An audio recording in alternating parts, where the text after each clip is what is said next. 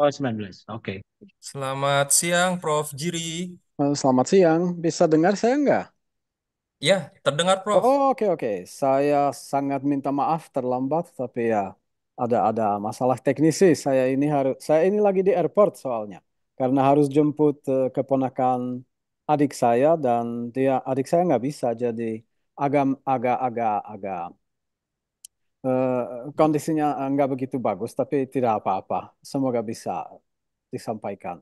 Oh, Jadi ada baik. tempat yang tenang di sini, jadi saya harap bisa bisa bisa diberi informasi yang diperlukan. Baik, terima kasih kalau gitu, Prof. Jiri. Mungkin kita bisa langsung mulai saja ya, Pak Heri, Pak Marlon, Prof. Jiri, Oke. Mbak Silakan. Tina. Bismillahirrahmanirrahim.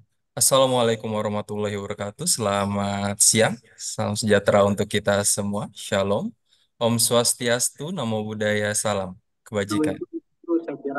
Yang terhormat, Kepala Organisasi Riset Arkeologi Bahasa dan Sastra, Bapak Heri Yogaswara. Yang kami hormati, para Kepala Pusat Riset yang berada di lingkungan Organisasi Riset Arkeologi Bahasa dan Sastra. Selamat datang Bapak Ibu semuanya. Yang kami hormati juga narasumber. Di sini ada Profesor Dr. Jiri Jakel. Apakah sudah benar cara pengejaan saya, Prof? Benar, sangat benar ya. Baik, terima kasih, Prof. Dan juga selamat datang kepada para peserta webinar yang kali ini diselenggarakan oleh Pusat Riset Arkeologi Lingkungan Maritim dan Budaya Berkelanjutan. Mungkin tidak perlu saya berlama-lama, marilah kita segera memasuki kegiatan pada siang hari ini yang akan dimulai dengan pembukaan dan pengantar yang akan disampaikan oleh Kepala Organisasi Riset Arkeologi Bahasa dan Sastra, Bapak Heri Jogaswara. Kepada Pak Heri, dipersilakan.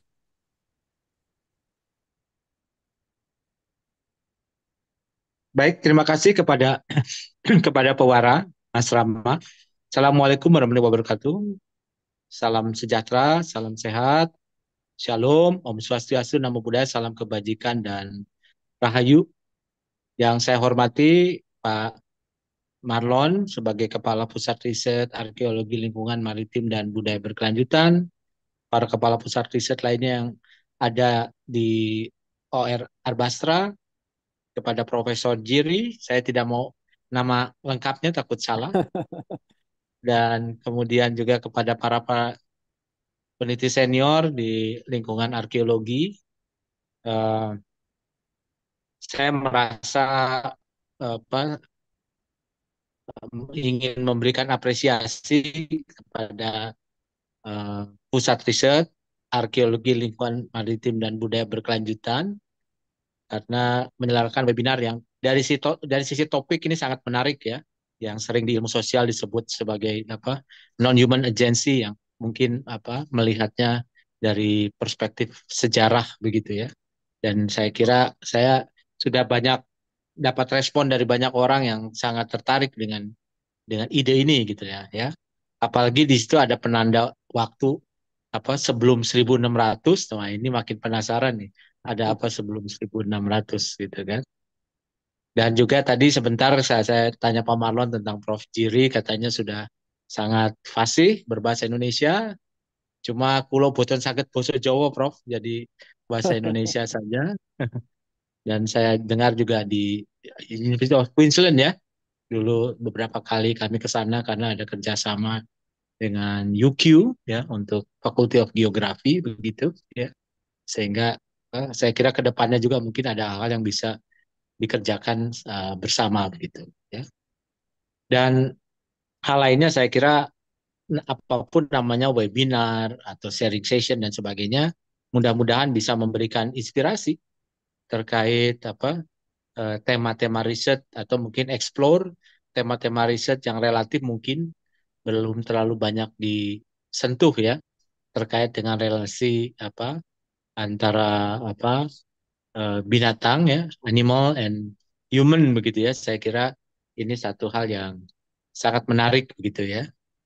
Dulu saya pernah menjadi kopromotor dari satu disertasi tentang relasi apa human and non-human agency, tapi konteksnya konteks kontemporer ya, tentang Taman Nasional. Jadi bagaimana tingkah laku manusia itu kemudian malah ditentukan oleh kebutuhan untuk konservasi harimau misalnya, atau ada tanaman-tanaman eksotik yang menyebabkan ada perilaku yang harus menyesuaikan dari tumbuhan maupun hewan begitu ya. Dan ini akan lebih menarik lagi dengan pendekatan sejarah yang saya kira pasti akan sangat mendalam begitu ya. Ya, jadi sekali lagi terima kasih kepada Profesor Jiri, kepada teman-teman dari ALMBB, ya, orang-orang yang ada di belakang atau di depan layar yang menyebabkan diskusi kita bisa berlangsung. Semoga bisa memberi inspirasi untuk kegiatan-kegiatan riset kita selanjutnya. Saya kira itu yang bisa saya sampaikan. Dengan memohon rahmat kepada Tuhan Yang Maha Kuasa, maka webinar berkait dengan relasi eh, hewan dan manusia sebelum abad ke-17 ya, tahun 1600 yang dilakukan oleh ALMBB pada hari Rabu tanggal 29 Mei 2024 secara resmi dibuka. Assalamualaikum warahmatullahi wabarakatuh. Om Santi Santi Om Rahayu. Terima kasih atas pengantar dan pembukaan dari Kepala Organisasi Riset Arkeologi Bahasa dan Sastra, Bapak Heri Jogaswara. Selanjutnya kita akan masuk ke main utama lah ya, yang paling utama yaitu kita akan mendengarkan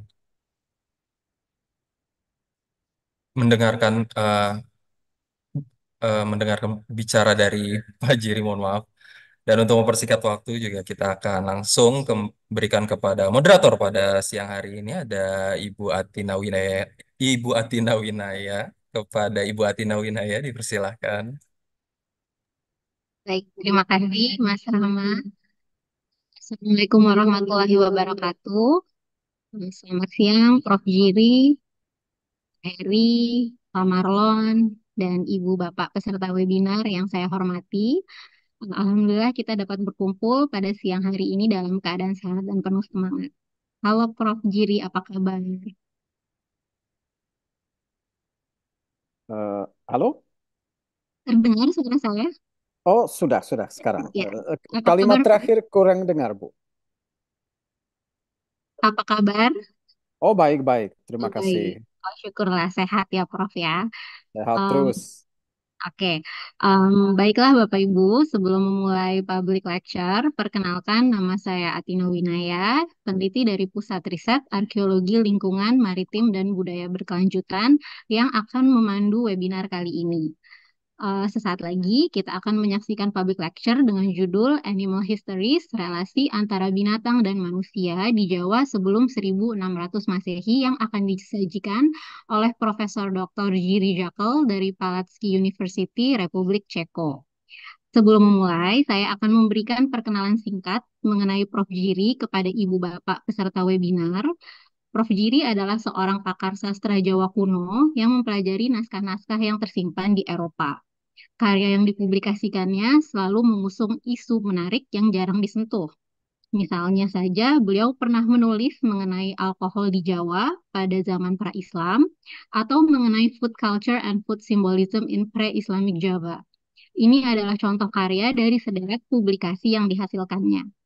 Dan pada kesempatan kali ini kita akan mendengarkan ceramah beliau mengenai relasi antara binatang dan manusia di Jawa sebelum 1600 Masehi.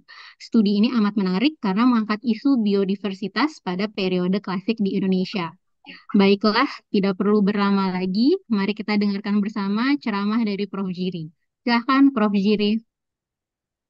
Terima kasih, Bu. Terima kasih kepada Pak Heri, kepada Pak Marlon, dan kepada Ibu Wina untuk mengundang saya, dan semoga ada manfaat sedikit dari yang saya akan bicarakan. Sebetulnya Ibu Ibu Wina sangat benar. Saya memang sering menyentuh topik yang agak kurang, ya, bisa dibilang agak kurang eh, top lah di riset selama ini. Jadi saya pernah menulis tentang alkohol, saya pernah menulis tentang mebel, tentang furniture, dan selama mungkin 15 tahun yang terakhir saya memang sangat tertarik pada relasi antara binatang dan manusia. Karena yang sudah layak disebut animal history. Halo, ada yang diganggu? Silahkan lanjut, Prof. Oke, oke, oke.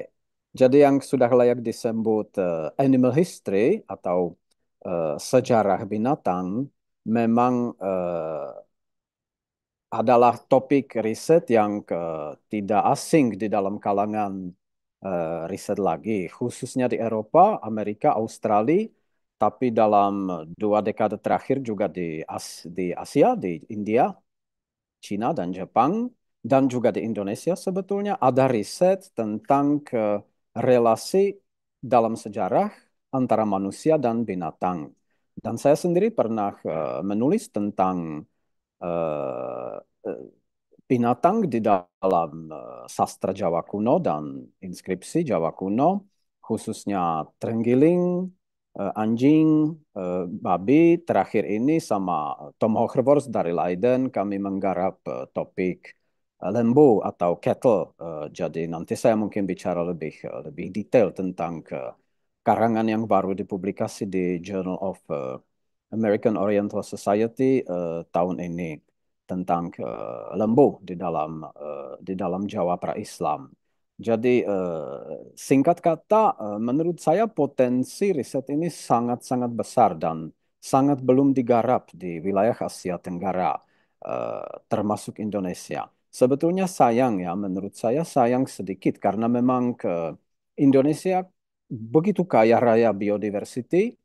Mungkin cuma 3 wilayah di dunia sekaya Indonesia. Mungkin Brasil, mungkin Afrika Sentral. Tapi menurut saya Indonesia jauh lebih menarik karena selain kaya biodiversity, Indonesia juga kaya budaya. Budaya yang bisa dibilang tidak kalah dengan budaya kuno lain, budaya Cina, budaya India. Jadi memang Indonesia itu sebetulnya sayang belum ada yang begitu menyentuh hmm, crossroads ya antara antara manusia dan binatang, relasi.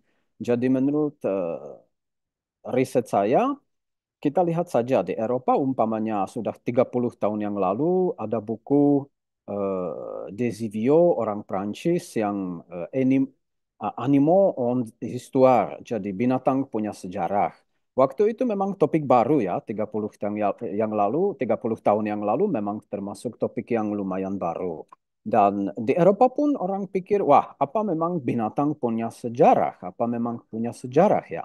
Sebetulnya sangat punya dan sangat bisa dibilang eh, binatang tentu saja beda jauh dari manusia. Tapi binatang pun bisa dibilang berlaku seperti agen sejarah. Jadi kita pikir ya binatang bisa dibagi antara yang liar, domesticated, dan semi-domesticated.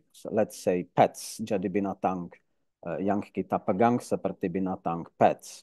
Itu mungkin 3 kategori yang paling penting. Dan binatang liar yang walaupun jauh dari lingkungan manusia rata-rata tetap mempengaruhi hidup manusia dan manusia sangat mempengaruhi hidup binatang liar. Mungkin saya bisa minta sama Ibu Wina Untuk memperlihatkan share slide, slide ya. ya, slide-nya, slide yang satu. Slide yang pertama, Baik. slide yang kedua, tolong Bu, slide ini. Ini saya ambil seperti contoh di Amerika Latin sudah ada puluhan orang yang hmm, sebetulnya sangat sangat tertarik pada relasi antara antara binatang liar maupun domestik dan manusia. Tolong slide lagi Bu, kalau bisa ya. Ini buku yang baru muncul 2 tahun kemarin, Animals Through Chinese History. Sebetulnya ini buku edited, ada mungkin 12 atau 15 essay di dalam buku ini yang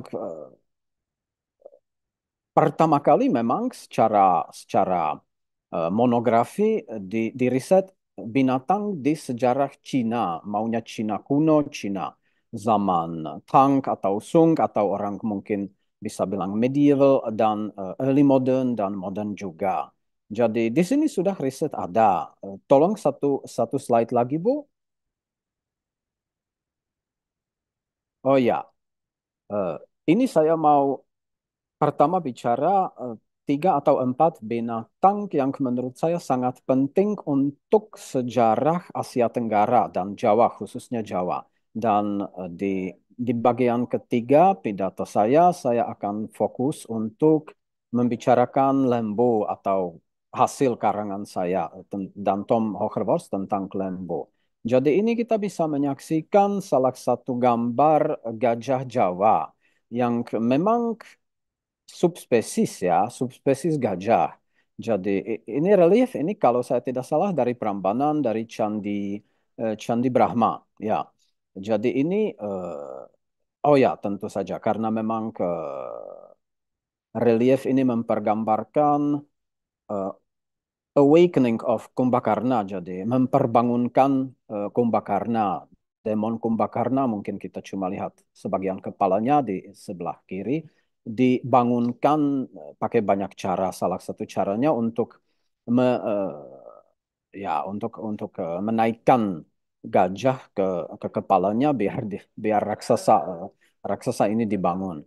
Jadi kita bisa menyaksikan relief sangat-sangat detail dan memang harus diakui orang Jawa kuno sangat pakar, sangat pintar untuk menggambarkan binatang dengan detail yang kadang-kadang memperbolehkan untuk identifikasi binatangnya sampai ke level spesies ya. Jadi seperti burung, kadang-kadang memang kita bisa lihat eh, bukan cuma jenis jenis golongan, tapi jenis spesies bisa kadang-kadang memang bisa kadang-kadang dideteksi di gambaran. Nah, yang gambaran ini eh, mempertunjukkan gajah Jawa yang dibilang punah, waktunya kita belum tahu. Ada orang ke Sri Lanka, satu riset pakar dari Sri Lanka mencapai solusi waktu punah gajah Jawa memang sebelum abad 12. Menurut riset saya, abad 15 gajah Jawa masih ada di Jawa, tapi sudah sangat langka. Jadi gajah Jawa memang ada subspesies gajah maximus, gajah Asia yang kita ada di Sumatera dan di wilayah Asia Tenggara lain. Gajah Jawa sangat spesial karena bentuk badannya agak kecil dan ekornya bisa sampai menyentuh menyentuh datar, bisa sampai ke bumi ya, sangat panjang ekornya dan pakai bulu itu juga sangat khas. Di gambar ini kita persis bisa lihat memang ekornya panjang sekali dan bulunya memang ada. Jadi eh, yang jelas abad 9, di mana Candi Prambanan Loro Jonggrang dibangun dan relief dipahat, ya masih ada lah, masih ada gajah Jawa. Di Candi Borobudur dan di Candi Prambanan memang harus diakui ada dua jenis gajah yang digambarkan. Yang satu kecil, yang gajah Jawa, Javan elephant. Yang satu lebih besar itu memang introduksi kayaknya ya, introduksi dari wilayah Sumatera. Jadi gajahnya yang masih hidup selama ini sampai sekarang.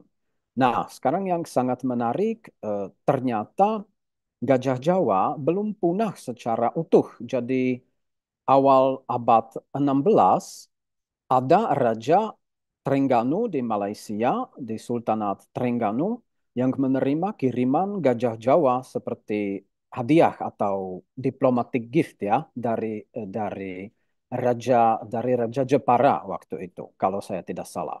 Dan Raja Terengganu akhirnya berikan sebagian gajah ini dari ya fond genetik gajah ini dialirkan ke Kalimantan, ke Borneo, di mana memang gajah ini sampai sekarang masih bisa diketemukan. Jadi studi genetik yang baru-baru ini memperlihatkan gajah Jawa punah, memang punah. Tapi genetiknya masih bisa dilacak sampai ke stok gajah di Sumatera. Ya, Ini mungkin Ibu bisa mempertunjukkan gambar yang satu lagi, slide yang berikut. Ya. Ini juga salah satu binatang mamalia yang sangat-sangat menarik. Ini Javan leopard ya. Fotonya dari Taman Binatang di Berlin, di mana ada beberapa ekor Javan leopard, macan tutul Jawa, yang sangat langka sekarang, tinggal beberapa ratusan ekor di alam di Pulau Jawa, khususnya di Jawa Timur, dan sudah bisa dibilang hampir punah. Tapi memang berkah upaya pemerintah Indonesia selama 10-20 tahun terakhir lah, memang binatang sangat cantik ini masih hidup dan masih bisa dibilang prosper ya. Jadi stoknya malah ditambah, bukan berkurang sekarang. Jadi sangat bagus.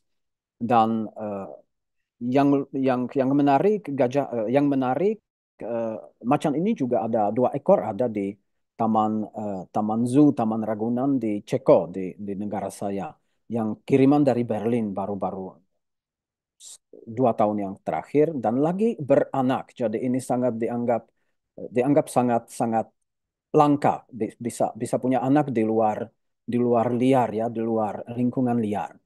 Eh, kenapa saya mau bicara leopard ya, macan tutul ini? Karena memang hmm, ada keanehan lah. Ada sejenis, ada subjenis ya, subjenis Javan dan subjenis Sumatran. Yang ke macan tutul dari Jawa sudah jelas beda dari yang Sumatera dan tidak bisa kawin, tidak bisa punya anak. Tapi yang sangat menarik, dia dekat sama leopard sama macan tutul di wilayah India. Jadi sekarang ada 2 teori, apakah macan tutul ini pernah dibawa sama orang ke Jawa atau orang India ke wilayah Jawa seperti diplomatic gift atau memang peliharaan atau memang apa karena kita tahu di dalam di zaman dulu memang ada kucing-kucing besar ada yang dibawa termasuk ke lion ya singa seperti gift itu namanya trade diplomasi lah.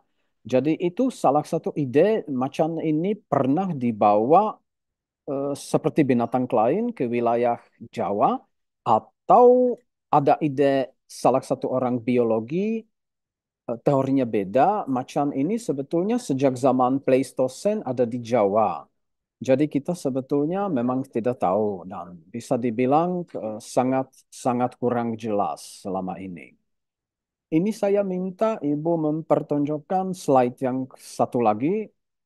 Ya, ini yang sebelah kanan bawah ada eh, ada sebetulnya singa ya yang digambarkan. Dan selama ini ahli riset bilang singa-singa yang digambarkan di Prambanan dan Borobudur termasuk gambaran yang khayalan. Karena orang Jawa katanya tidak pernah lihat singa yang kebenar. Sebetulnya singa ini yang sebelah kanan yang lagi tidur, ini sangat-sangat persis gambarnya menurut saya. Karena kita bisa lihat semua detail bulu-bulu di bawah kepala, di leher, ekor, yang di belakangnya juga ada bulu-bulu yang sangat khusus ya, sangat khas untuk singa. Ini semua ada. Jadi sekarang salah satu, ya, that's the question, apakah memang seniman yang memahat relief ini pernah lihat singa atau apakah singa pernah dijadikan binatang prestigious yang mungkin disimpan di dalam ragunan kecil, zoo kecil yang raja-raja dulu eh, punya ya. Kita tahu sejak zaman Mataram memang sebelum abad 16 masih kurang riset. Tapi ini salah satu pertanyaan yang menurut saya juga sangat menarik. Eh, atau apakah memang kita menyaksikan transfer model saja dari buku seni atau seniman India bisa dibilang ambil tugas di pemahatan relief ini kita memang sama sekali tidak tahu. Eh, Ibu bisa tolong satu slide yang berikut. Oh ya, ini adalah karangan yang saya menggarap sama Tom Hogervorst dari Leiden yang seorang pakar linguist eh, tentang lembu. Jadi sebetulnya ini lumayan menarik menurut saya. Singkat kata, di dalam bahasa Jawa kuno, kata lembu agak susah karena sebetulnya susah dibedakan dari sapi. Jadi Bapak Zoetmilder yang pakar bahasa Jawa kuno memang pernah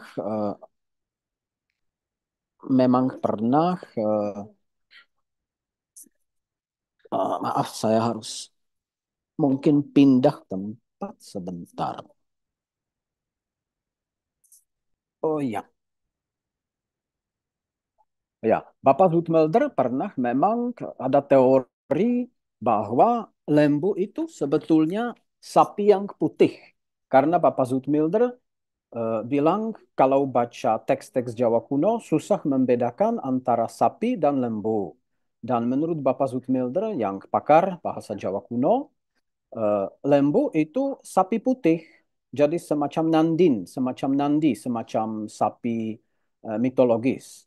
Tapi membaca, saya kumpul ya hampir hampir semua referensi tentang lembu di dalam bahasa Jawa kuno dan saya lihat ini Bapak Zoetmulder agak salah sedikit atau salah besar sebetulnya karena memang sebetulnya lembu itu ada yang lembu lanang, ada yang lembu wadon di dalam teks. Jadi sudah jelas lembu itu bukan kau ya, tapi memang jenis sapi yang beda.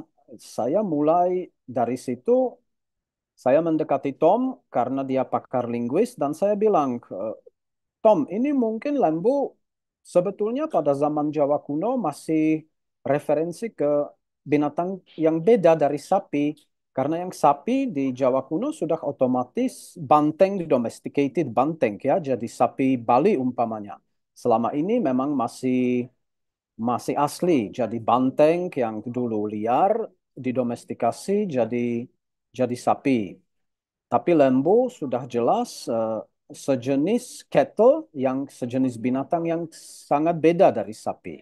Dan memang di Borobudur dan di relief lain ada banyak gambar sapi yang bergonjol, yang pakai hump ya, yang zebu lah, yang kita bilang zebu.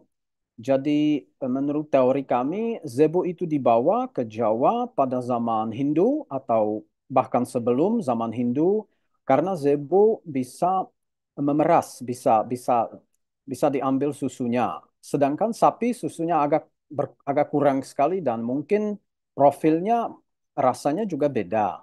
Dan memang diakui orang Hindu sudah jelas pakai susu untuk ritual. Jadi belum pasti untuk meminum ya, tapi untuk ritual Hindu khususnya Shaiva kan banyak pakai susu untuk ritual di pura.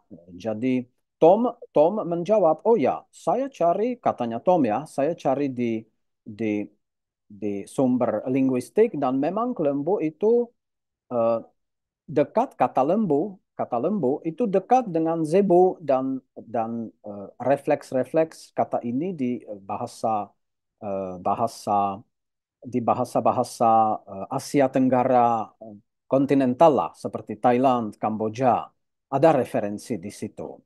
Jadi menurut teori kami memang lembu dibawa atau langsung dari India atau Sri Lanka atau lewat Asia Tenggara dataran dan memang saya hampir yakin ya kita bisa kasih proof di sini lewat bahasa dan lewat linguistik dan lewat ikonografi. Eh, Pada awalnya yang sekarang dibilang kau lembu jadi kata Jawa halus ya untuk sapi sebetulnya memang dulu itu kata untuk sejenis binatang yang khas yang diimpor lah ya yang bisa dibilang diimpor.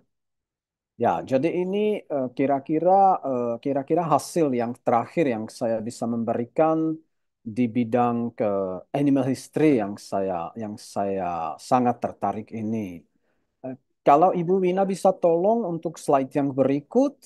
Oh ya, ini kita lihat satu relief dari Candi Siwa di Prambanan di Loro Jonggrang, di mana ada gerbong membawa Sita ditarik dengan dua ekor dua ekor kuda. Ini juga sangat menarik karena cara kuda itu dipasang yang ada semacam balok dari kayu ya di bagian atas leher itu juga khusus untuk dipakai untuk sapi sebetulnya. Jadi mungkin saja orang Jawa kuno dulu eh, untuk menarik gerbong yang berat, sepertinya yang ini agak berat, memakai sepasang kuda, tapi bagian bagian bagian balok ini eh, memang agak diambil dari sapi karena sapi sudah jelas dipakai untuk menarik gerbong atau gerbong yang berat. Dan ini juga salah satu masalah yang sangat menarik menurut saya. Bapak Baumgart dari Leiden yang almarhum pernah publikasi tentang sapi dan buffalo dan kebo seperti binatang penarik gerobak atau rata ya. Jadi seperti binatang yang dipakai untuk menarik menarik gerobak, maunya dengan eh, beras atau dengan produksi agriculture lain atau dengan muatan manusia apa saja.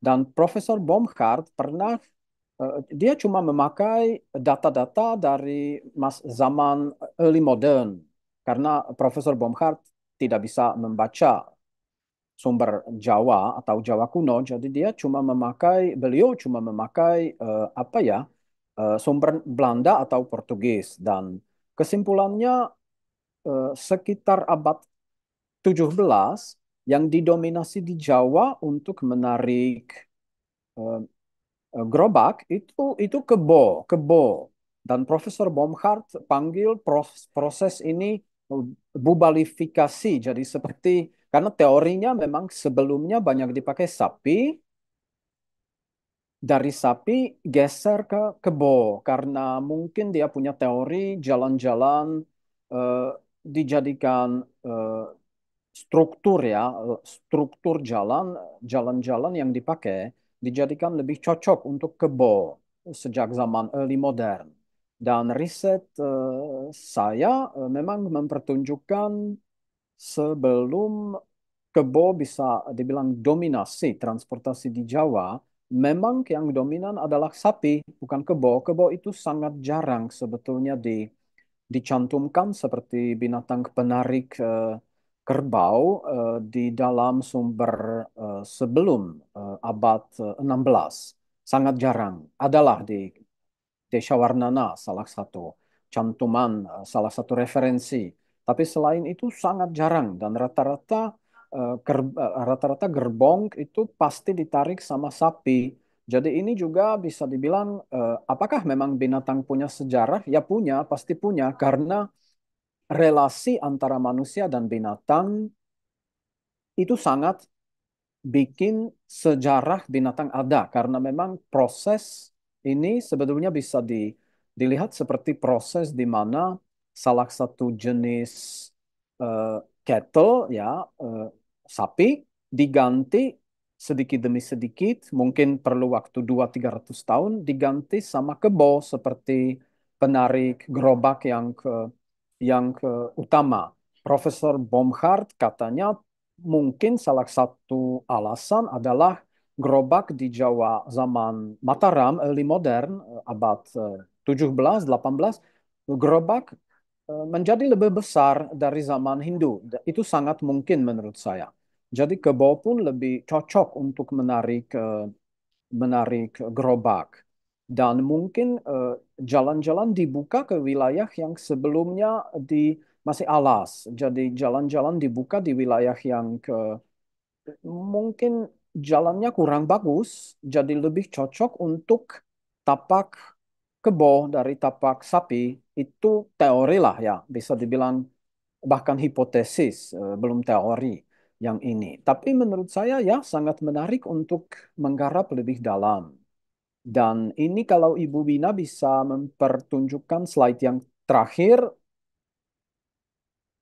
Ya, ini menurut saya sesuatu yang sangat menarik dan menurut pengetahuan saya memang orang belum ada kasih komentar.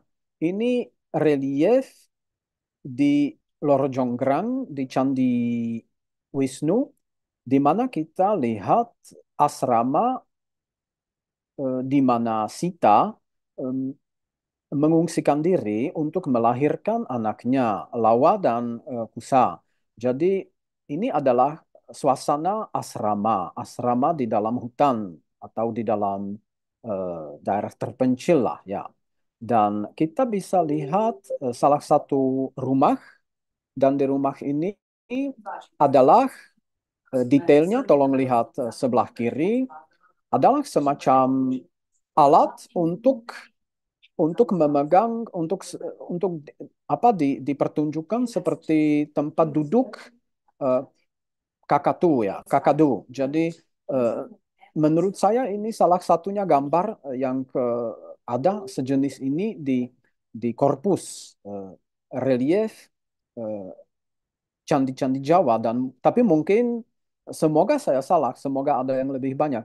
Tapi saya cuma tahu yang satu ini dan bagi saya ini jelas bukti Kakadu sudah dijinak zaman zaman zaman Mataram kuno ya, zaman abad ke-9. Jadi yang saya lihat di sumber Jawa kuno, Kakadu atau banyak perokit yang dibilang dibilang atat, pakai nama bahasa Jawa atat atau bayan. Bayan kan masih dipakai sekarang. Jadi burung ya, burung-burung yang diimpor sudah jelas diimpor ke Jawa karena kakadu tidak asli di Jawa. eh, adalah di Jawa juga dan kita tahu dari sumber kuno, sumber Cina kuno, Jawa adalah di zaman kuno, Jawa, Pulau Jawa adalah salah satu sumber utama untuk perdagangan eh, binatang khususnya burung yang mungkin logistiknya tentu saja lebih gampang kirim burung ke Cina ya, ke wilayah Cina dari kirim gajah tentu saja. Walaupun gajah pun dikirim pakai kapal sejak zaman kuno sekali kita punya bukti, tapi memang eh, ini sangat menarik karena terakhir kali ada riset orang Australia yang pernah membela ide kakadu itu sumbernya dari Australia yang ke Cina. Tapi sebetulnya eh, kenapa kita cari susah? Untuk apa sampai ke Australia kan yang wilayah itu zaman kuno masih sangat terpencil dan bahkan koneksinya susah. Kalau menurut saya ya budaya aboriginal tidak begitu mengundang perdagangan. Kenapa kita susah? Kenapa tidak langsung ke sumber? Kan Indonesia memang sumber. Dan jangan dicuri riset ini dibilang Australia yang jadi sumber kakadu ke ke India, ke Cina. Sebetulnya tidak. Memang Jawa yang jadi semacam pusat logistik ya zaman itu bisa dibilang. Mungkin saja parokit atau burung knuri, burung kebayan, atat ini yang di bahasa Jawa kuno bisa diperdagangkan lewat saluran lain, lewat Sulawesi, Maluku, langsung ke Filipina, ke Cina. Tapi kita tahu Jawa, khususnya Berantas atau ya wilayah Kediri, Singasari, Majapahit, memang jadi tempat sangat kaya raya eh, atas sumber perdagangan zaman kuno. Dan salah satu artikel di perdagangan ini sudah jelas adalah binatang hidup, binatang liar yang hidup dan yang dijadikan barang pets, domestic pets. Kita juga tahu di Guangzhou, di China pada abad 9, pada abad 10, banyak sekali orang Cina, khusus pedagang yang kaya, mereka bangga sekali punya parokit yang dikirim dari wilayah Nanhai, Laut Selatan. Tentu saja orang Cina itu tidak tahu sumbernya dari mana.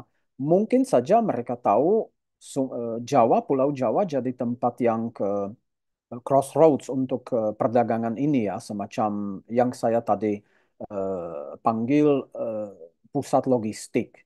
Dan ya, menurut saya gambar ini sangat cocok untuk menutupi eh, pidato pendek saya ini tentang eh, sebetulnya saya tidak mau bicara terlalu mendalam tentang masalah masalah yang saya lagi studi. Saya cuma mau kasih kepada ibu bapak semacam ide Indonesia ini sangat kaya raya an- di biodiversity dan budaya. Dan kalau dua bidang ini dikawinkan, memang kita hasilnya animal history. Jadi memang menurut saya bidang ini semoga bidang ini bisa eh, bisa berbunga di Indonesia karena patut dibawa ke Indonesia. Jangan orang Cina bikin menggarap ini dulu dari orang Indonesia sendiri umpamanya ya. Jadi menurut saya orang Indonesia harus bangga punya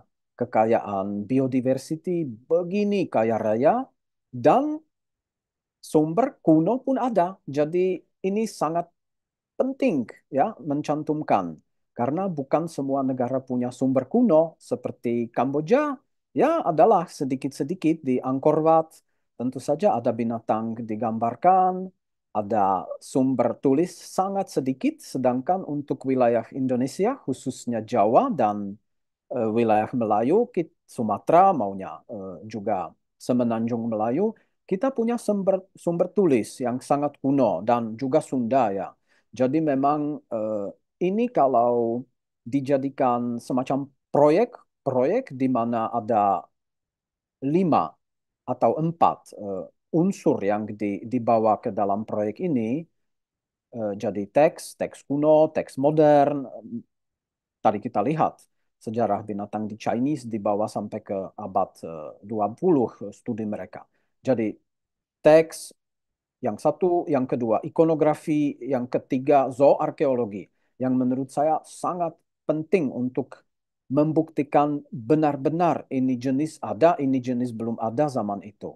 Atau domestikasi. Domestikasi memang solusinya lewat zooarkeologi menurut saya, bukan lewat gambar atau teks. Jadi yang ketiga yang saya bilang eh, zooarkeologi, yang unsur keempat mungkin linguistik dan antropologi itu juga sangat penting.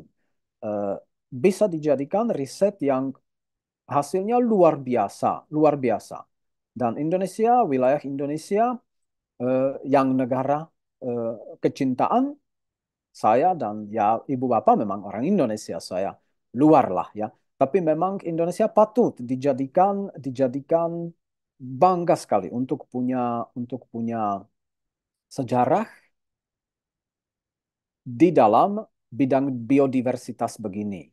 Ya, dan mungkin dengan gambar yang cantik ini saya mau menutupi pidato saya yang saya harap tidak terlalu panjang dan semoga ibu bapak ada ada pengambilan sedikit. Ya, terima kasih banyak. Terima kasih.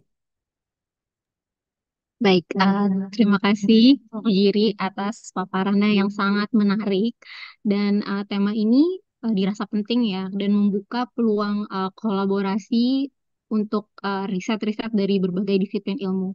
Saya sendiri juga terkagum-kagum Prof dengan hasil karya seni masyarakat Nusantara gitu ya, masyarakat Jawa kuno di sini khususnya yang menggambarkan eh, sesuatu dengan sangat detail gitu. Bahkan tadi Prof. Jiri sampaikan subspesies itu bisa diidentifikasi, bisa dikenali.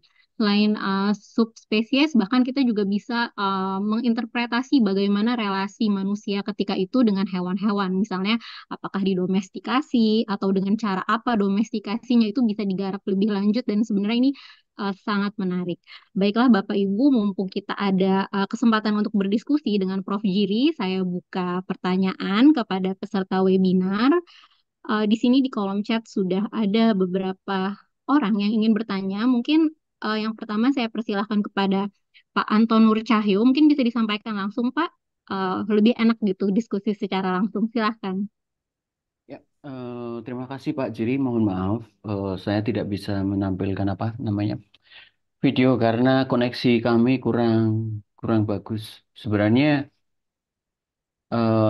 sederhana saja pertanyaan saya. Ini mengenai Bapak kan memberikan catatan bahwa Gajah Jawa itu menurut tadi itu punah sekitar abad 15, ya kan? Nah, ini evidence yang digunakan apa ya, Pak? Apakah kemudian catatan dari sebaran yang dituliskan oleh Belanda hingga kalau nggak salah waktu itu sebarannya sampai Ungaran pada tahun sekian-sekian itu atau apa ya, Pak, evidence di sini? Oke, oke. Terima kasih Pak ya atas pertanyaan yang sebetulnya sangat menarik karena studi ini perlu benar-benar digarap dengan lebih teliti. Yang saya bisa menjawab, saya berfondasi pada sumber tekstual, sumber Jawa kuno. Dan di situ adalah sesuatu yang sangat penting. Jadi ada beberapa kata ya di Jawa kuno untuk gajah. Ada juga liman ya. Jadi yang punya 5 tangan, 5 kaki lah ya, termasuk telulai tentu saja. Dan ada kata liman alas. Jadi gajah, forest gajah ya, forest gajah. Forest elephant lah, gajah. Ada yang ke liman alas, ada gajah alas. Tapi liman alas itu lebih layak dipakai. Dan menurut saya secara jelas eh, mamalia di bahasa Jawa kuno, kalau ada predikat alas, hutan, forest, sudah jelas yang dipikirkan di di di otak penulis itu adalah binatang liar, bukan bukan binatang yang ke semi domesticated, umpamanya binatang gajah yang bisa dibilang dipakai untuk transport raja ya, umpamanya yang kita tahu memang ada di Jawa sampai abad 17, 16, 19 masih ada sebetulnya. Itu pun gajah sudah diimpor dari Sumatera rata-rata, memang bukan gajah Jawa asli.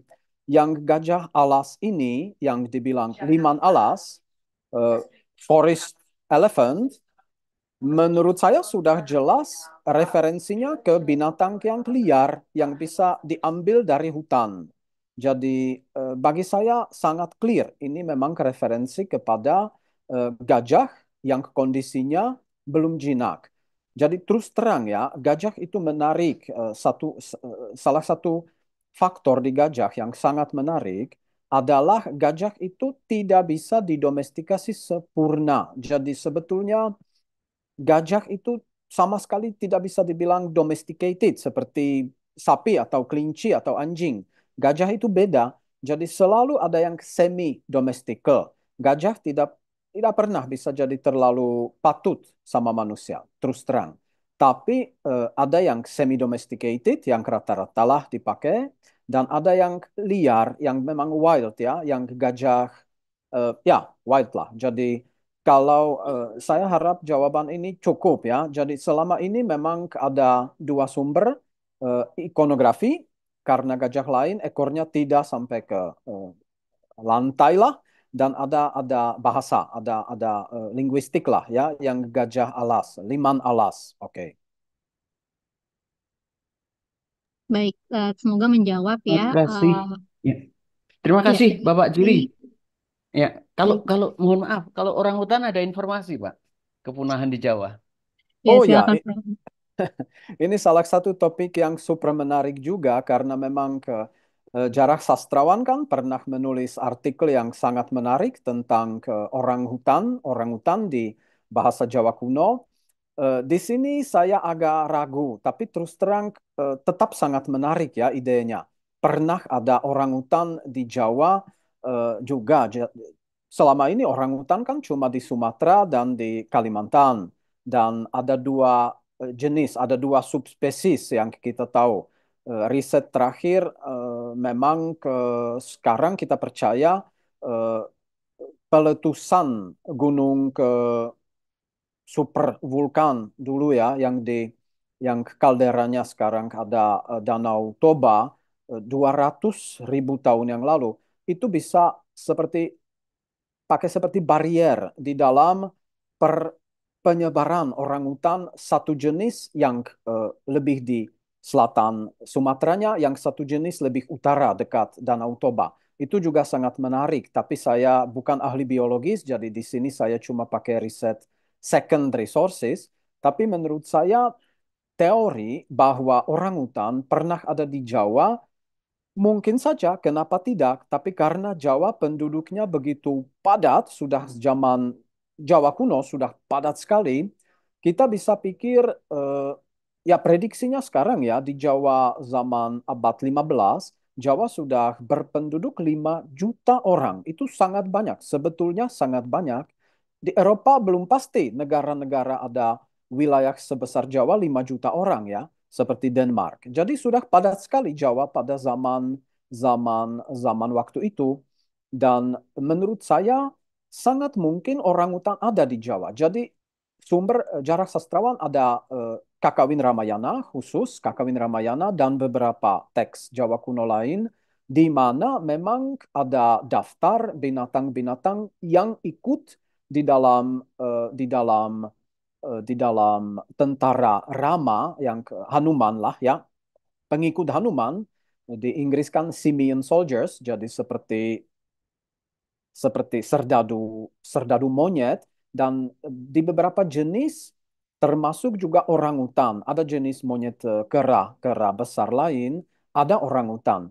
Saya selama ini agak I will be careful ya. Saya agak-agak ragu-ragu karena memang kalau orangutan ada di Jawa, dan saya bilang sangat mungkin ada dulu, mungkin jauh sebelum zaman Hindu sudah punah. Dan mungkin saja ada semacam ide apa itu orangutan, karena katanya sudah jelas ada di dalam bahasa Jawa kuno. Katanya orangutan memang ada, itu sangat menarik. Tapi ada dua teori di mana orangutan tidak ada di Jawa lagi, tapi tetap ada. Jadi salah satu memang memori di dalam rakyat adalah sejak zaman purba. Itu satu. Yang satu lebih mungkin menurut saya adalah orangutan pernah dibawa seperti binatang langka sekali ya untuk kebun Ragunan raja-raja kuno. Ini juga sangat mungkin jadi si penulis Kakawin Ramayana yang sudah jelas orang yang hubungannya ke keraton dekat sekali. Mungkin dia bisa menyaksikan binatang ini. Itu hipotesis saja, kita tidak punya bukti sama sekali. Tapi kita jangan lupa di dalam Kakawin Ramayana ada banyak sekali nama-nama binatang yang sampai sekarang menolak penjelasan ya. Umpamanya menurut saya ada salah satu kata untuk komodo, dragon komodo, ada di dalam bahasa Jawa kuno. Tapi saya masih perlu riset agak lebih dalam di situ. Ini sebetulnya tidak begitu penting, itu detail saja ya. Memang lebih penting umpamanya sejarah mau kucing di Jawa, atau sejarah sapi, atau sejarah binatang apa aja. Komodo dragon kan semacam ya eksotik lah. Kita bisa membuktikan pernah dibawa ke Jawa seperti hadiah untuk raja. Tak, karena memang sumbernya di Kakawin Jawa, Kakawin Ramayana ada. Tapi saya untuk menjawab masalah orangutan ya segini saja Pak. Baik, terima kasih Prof. Jiri. Terima Eh, kasih banyak Bapak. Iya, sama-sama. Mungkin untuk penanya selanjutnya langsung saja ke ini, ada Bapak atau Ibu Erwiza Erman. Silakan untuk ditanyakan langsung ke Prof. Jiri. Ya, terima kasih Profesor Jirigaki. Sorry kalau salah. Oke, oke. Tidak apa-apa Bu. Iya, Eh, saya berterima kasih karena ada presentasi ini, karena yang pertama saya interest dengan animal history. Sejak saya apa berdiskusi dengan Peter Baumgart tahun 90-an di di KITLV. tentang environmental history dan kemudian menjurus ke animal history. Dan Tiger itu adalah salah satu karya eh, Peter Baumgart. Um, di tempat kami, saya sebetulnya dari pusat penelitian kewilayahan, meneliti tentang persoalan sosial di luar Indonesia. Karena itu saya juga mulai dengan gajah, perdagangan gajah di Tanzania, kemudian Zanzibar, dan kemudian masuk Sri Lanka. Lalu sekarang saya sedang meneliti tentang gajah di Sumatera. Terus sebelum saya lanjutkan ini, animal history sebenarnya ini saya setuju dengan Profesor Jiri, uh, satu garapan yang belum terjamah oleh ilmuwan sosial, baik oleh historian, antropolog, atau yang lain. Tapi ini menarik karena animal history ini semacam usaha juga bagi kita untuk melakukan pendekatan interdisciplinary approach, karena history itu juga bagus, tetapi juga antropologi menarik juga. Dan melihat misalnya, kalau saya melihat bagaimana hubungan gajah dan itu sultan dan itu change over time. Change over time dan dalam kaitan dengan banyak perubahan kaitan dengan aspek sosial, ekonomi, dan politik, dan juga budaya. Uh, itu ini sekarang sedang berlangsung.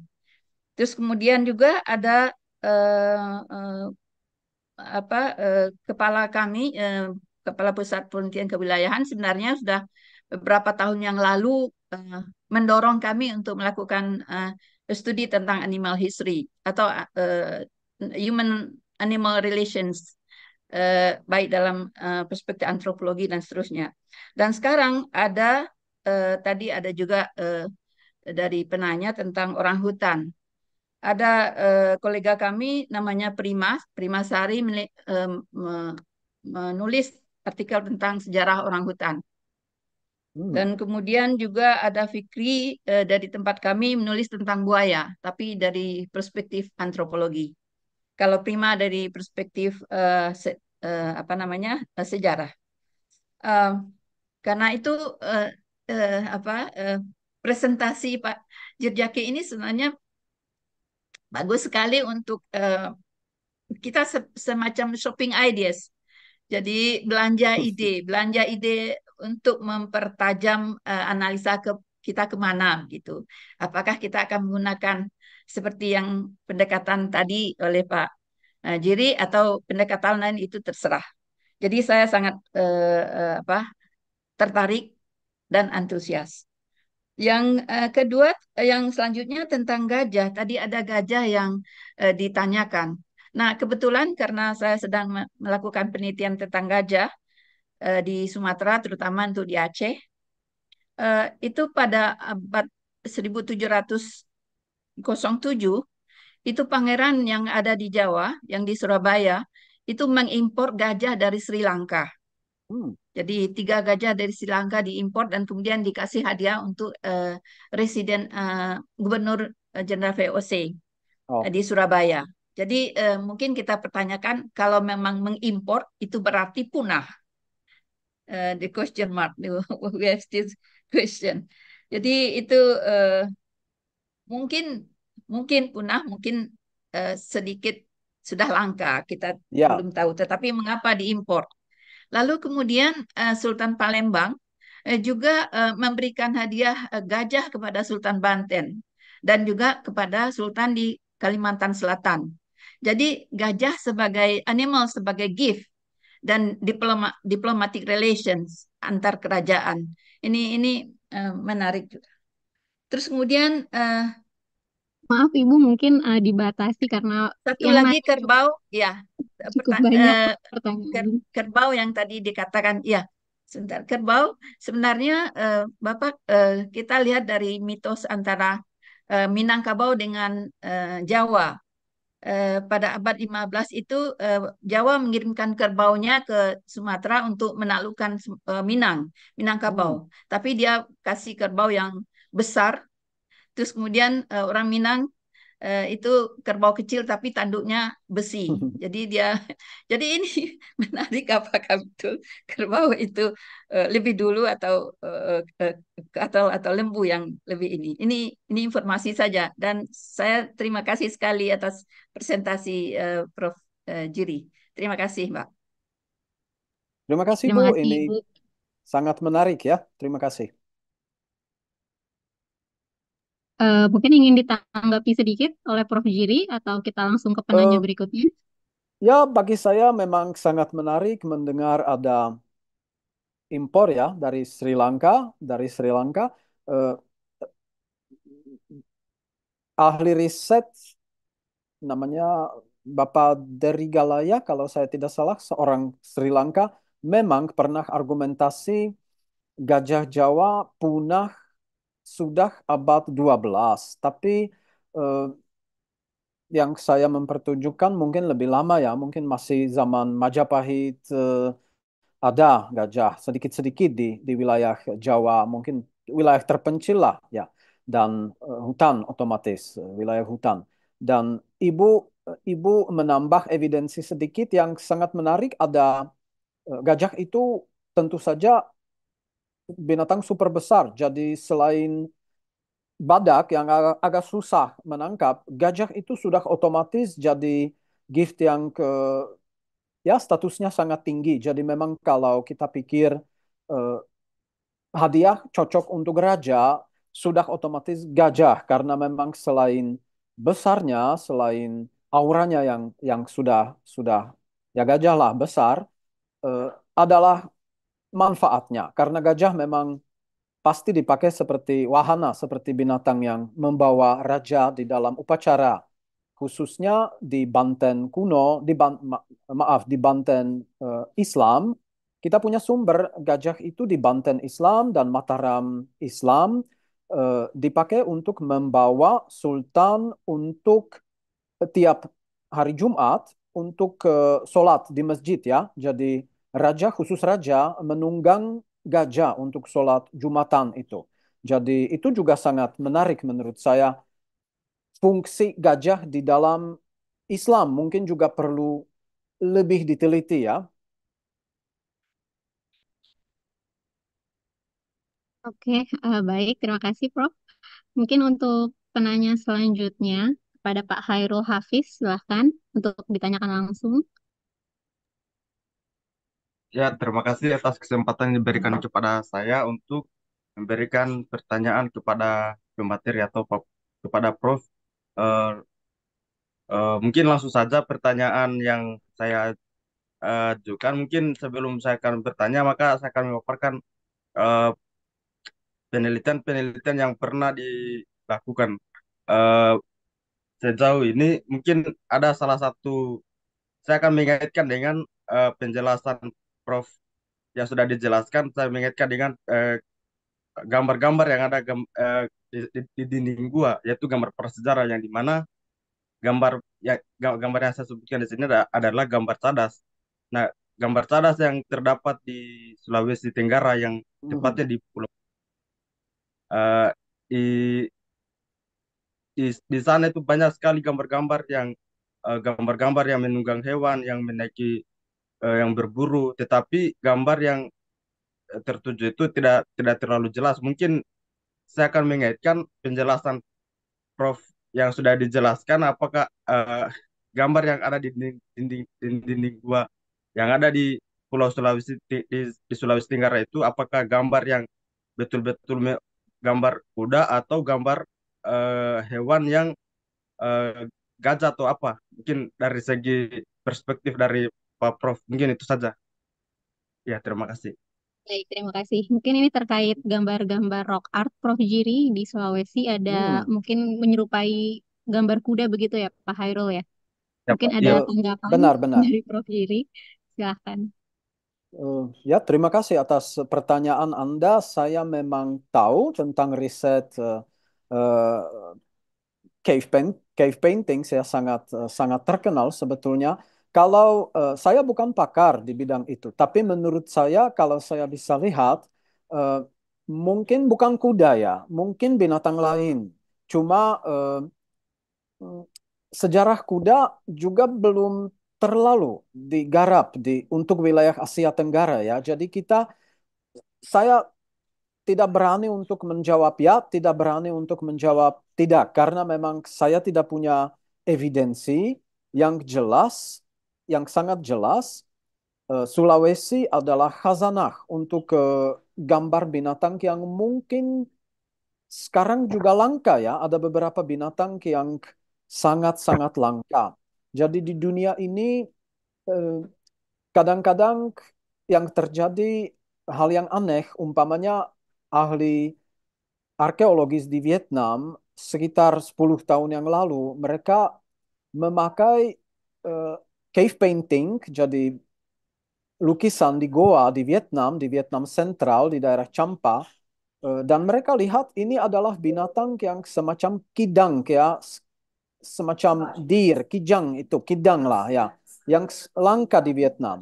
Dan 10 tahun sudah itu, terbukti kijang itu masih hidup di wilayah Campak pegunungan.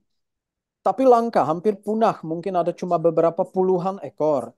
Jadi menurut saya pribadi ya, wilayah Indonesia Timur, khususnya Sulawesi, mungkin sangat penting untuk riset dengan benar painting ini karena mungkin bisa dibilang kadang-kadang ada binatang yang langka sekali, sekarang sudah langka sekali, digambar di sana. Bahkan binatang yang dipikir punah mungkin digambar di situ. Tapi kalau masalah kuda, setahu saya kuda sampai ke Jawa baru paruh pertama milenium pertama Masehi ya. Jadi ya otomatis Borobudur Prambanan sudah ada dan kuda juga digambar di beberapa menhir di Jawa yang diperkirakan sebelum abad 9 ya datasinya. Jadi kuda jelas ada di Jawa, di Sumatera jelas ada, di Bali pasti ada, Sumbawa pasti ada. Yang menarik memang Sumbawa dengan wilayah savanahnya dan Timor juga, Pulau Timor, Flores, Sumbawa, Sumba, selalu terjadi wilayah premium untuk budidaya, untuk ternak kuda.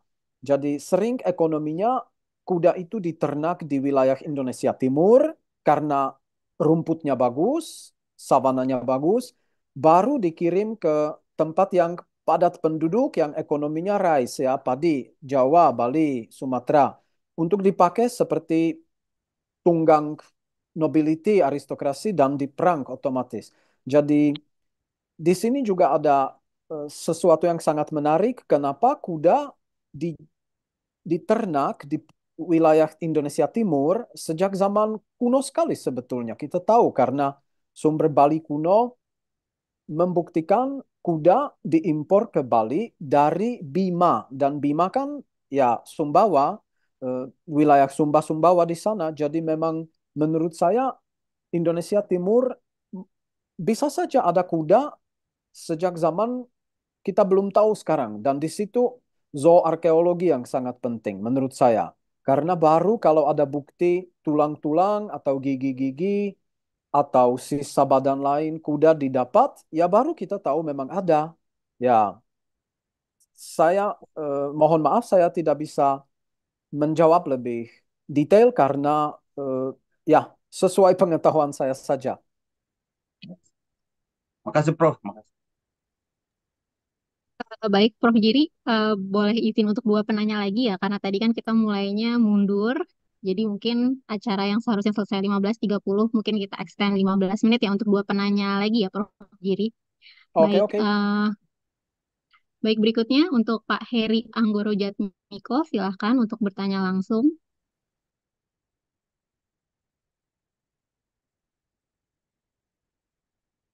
Apakah Terima Pak kasih. Heri ada di sini? Suara saya terdengar? Sudah terdengar jelas, silahkan. Ya, Prof. Diri. Saya ini pensiunan guru sejarah ya. Ya. Nah, saya cuma ingin tahu apakah sudah banyak ada studi-studi atau penelitian yang bisa dipakai sebagai bahan ajar untuk mengajar di tingkat SLTA. Karena berdasarkan pengalaman saya selama mengajar ini, siswa ini akan lebih tertarik dengan materi yang kaitannya dengan kehidupan sehari-hari. Misalnya tentang binatang ini juga saya kira pasti akan sangat menarik bagi mereka. Saya pernah sekali memberikan sesuatu yang dari bukunya D.J. Lombard tentang mengapa di Jawa ini tidak ada makanan keju yang menurut D.J. Lombard itu kan berasal dari susu sapi, ya susu sapi. Nah, itu salah satu alasan apa apa D.J. Lombard bahwa di Jawa tidak terjadi Indianisasi. Nah, saya kira ini saya kira pasti akan menarik kalau kalau bisa dipelajari lebih lanjut. Nah, kemudian satu lagi saya ingin juga misalnya bagaimana proses domestikasi dari hewan-hewan tersebut yang mungkin masih ada pada zaman sekarang atau mungkin sudah tidak ada. Begitu saja, Prof. Ya, terima kasih. Hmm, Langsung ya, Pak. Terima kasih, Pak. Terima kasih. Ini pertanyaan sangat menarik. Yang pertama, ya, saya akan jawab. eh, ini sebetulnya bukan pertanyaan, tapi semacam nota ya, Bapak berikan tentang kurikulum. Sudah jelas dibuktikan di Eropa, eh, animal history sangat populer antara siswa-siswi, karena memang ada sentuhan dengan hidup sehari-hari yang Bapak tadi bilang. Ada sentuhan emosional juga. Jadi kenapa manusia tertarik ya pada binatang-binatang? Karena emosionalnya juga mungkin makin dirasa ya kepada binatang-binatang. Jangan dimusnahkan di dunia yang sudah sekarang begitu tercemar. Kita melindungi binatang. Yalah. Jadi memang menurut saya potensi untuk memasukkan sedikit-sedikit ke kurikulum pasti ada. Kalau kurikulum setahu saya di Jerman saja sekarang memang sudah termasuk ke SMP. Ada semacam animal history ya, ada blok-blok tapi bukan di sejarah, bahkan dimasukkan ke biologi. Jadi memang di biologi mungkin guru-guru biologi sudah dekat ya dengan binatang-binatang. Jadi mereka eh, Ya. kadang-kadang tidak tidak asing dengan ide binatang punya sejarah. Mereka sebetulnya tahu sekali, kalau guru-guru biologi pasti tahu. Jadi ya, eh, ini mungkin cukup untuk saya menjawab atau ya komentar untuk bagian pertama pertanyaan Bapak. Kalau masalah keju, saya sama Tom Hochberg juga mencoba mempelajari produk-produk eh, sejarah produk-produk susu ya. Dan ternyata Indonesia Jawa kuno tidak asing lagi dengan semacam yogurt ya, semacam yogurt, karena memang sampai sekarang ada ide orang Asia Tenggara susah untuk mencernakan laktosis yang apa gula gula susu lah yang namanya laktosis ya, secara Latin dipanggil laktosis. Sebetulnya terbukti ada sebagian kecil ada yang 100% tidak toleransi. Tapi sebagian besar ada toleransi laktosis, mungkin tidak sebesar negara-negara Eropa di mana susu diminum, dimakan selama 4.000 tahun terakhir, atau negara Mongolia, atau di mana yang memang masih banyak sapi dipakai untuk produk susu, diperah, diminum, dimakan. Tapi sudah pasti di karangan yang tadi dipublikasi, kita membuktikan ada sebagian periode sejarah khusus dinasti Tang dan Sung di Cina dan Mataram di Jawa kuno, tapi juga periode Nara di Korea kuno, di Jepang kuno, maaf, di Jepang kuno, di mana orang tidak begitu mengelak produk susu. Jadi ada saja produk susu dimakan mungkin cuma dengan elit, ya karena memang sapi sudah jelas agak mahal, jadi memang sapi impor itu pasti mahal, seperti lembu itu. Eh, dan mungkin produk itu dikoneksi dengan cara hidup elit zaman itu. Tapi sesudah sekitar abad 12 memang sangat berkurang. Konsumsi susu di Asia Tenggara, di Jepang, di Cina sangat berkurang.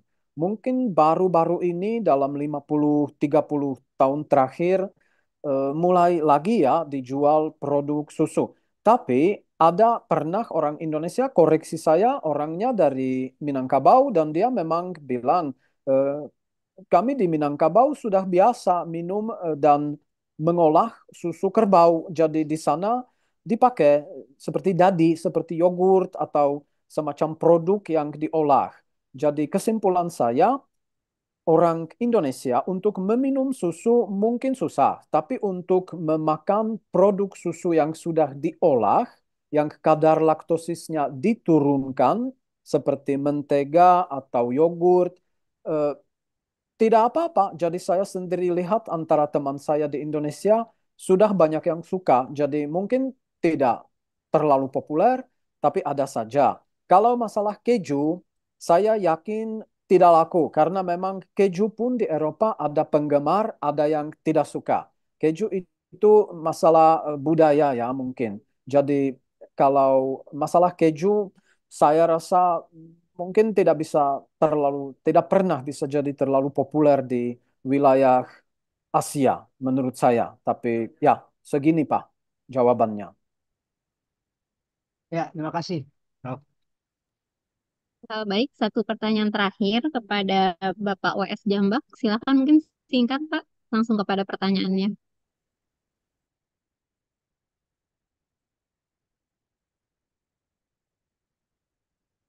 Apakah Bapak WS Jambak masih ada di sini? Jika sudah tidak ada, mungkin beralih ke Bapak Satrio. Tadi ada yang ingin bertanya. Silahkan Pak Satrio, mungkin singkat Pak. Oke, iya, singkat saja. Terima kasih, Prof. Jerry yang saya hormati dan juga kawan-kawan di BRIN. Yang ingin saya tanyakan adalah berkaitan dengan tadi ya, salah satu satwa yang cukup eksotis itu macan tutul Jawa gitu. Bagaimana digambarkan di relief candi itu cukup jelas lah bagaimana itu bentuknya secara detail dan sebagainya gitu.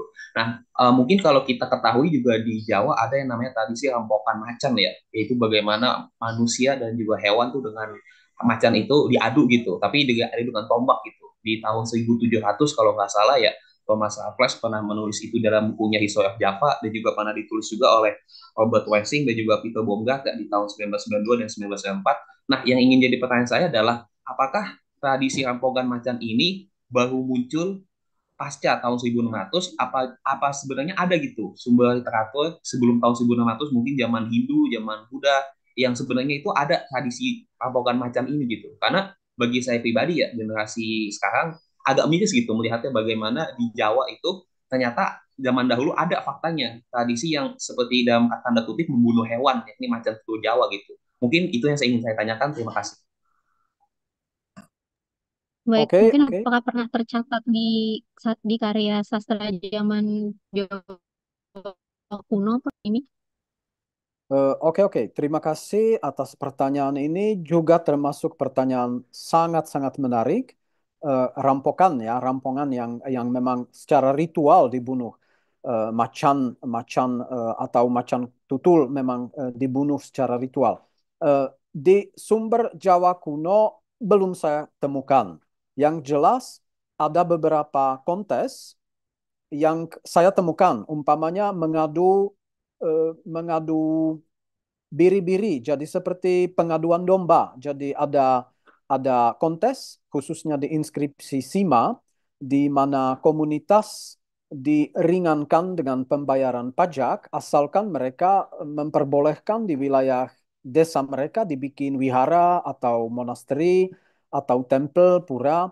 Mereka diberi dari raja semacam penghormatan dalam bentuk privilegi. Dan salah satu privilegi yang kita bisa membaca di inskripsi SIMA ini, di charter SIMA ini, adalah biar mereka bisa mengorganisasi pengaduan domba, pengaduan babi, pengaduan celeng. Celeng kan babi hutan. Jadi semacam binatang liar ditangkap dan dibunuh secara ritual atau bahkan dibikin semacam semacam kontes ya antara ya animal fight itu pasti ada sejak zaman abad 10 abad ke-10 sudah pasti ada. Tapi masalah harimau memang saya belum temukan dan ini mungkin adalah sesuatu yang lumayan menarik menurut saya punya pengalaman membaca sumber Jawa kuno. Harimau itu sebetulnya jarang dibicarakan. Dan impresi saya adalah harimau adalah binatang sakral ya, jadi mungkin jarang dibawa ke dalam pembicaraan. Mungkin ada semacam tabu ya, karena memang selain itu susah untuk menjelaskan kenapa harimau yang begitu biasa zaman Jawa kuno di Pulau Jawa masih sangat awam, masih sangat biasa. Bahkan orang Belanda eh, pada awal abad 17 melaporkan harimau itu sampai ke gerbong Batavia, ada yang datang. Jadi harimau itu sangat biasa, sangat awam, binatang bukan langka. Sekarang kan punah ya sayang, tapi memang atau ya 99,9% punah, cuma memang dulu pasti biasa, pasti sangat biasa. Cuma feeling saya untuk orang Hindu-Buddha, harimau termasuk binatang sakral karena jarang sekali saya temukan harimau itu muncul di teks. Cuma di konteks mitologis, di mana diambil motifnya dari India, ya baru muncul harimau. Tapi dalam motif yang sering ada di umpamanya kakawin atau